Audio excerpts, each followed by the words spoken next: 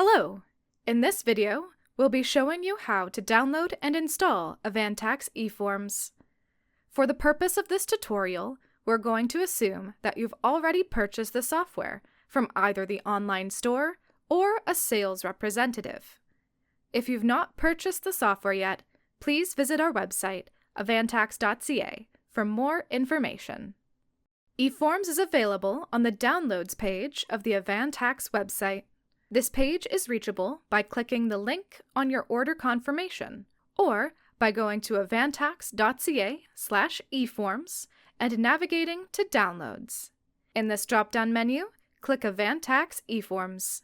The Downloads page will always have the most recent release of eForms shown at the top, featuring a large download icon and a button labeled Download the current year's AvanTax eForms. Below the main release, there are also links to previous versions of AvanTax eForms, going back several years. To start your download, click on the Download button. When completed, the installation file will be located in the default Downloads folder on your computer. If you can't locate the file, most web browsers have an option to view your recent downloads. To begin the installation, double-click on the eForms Setup download.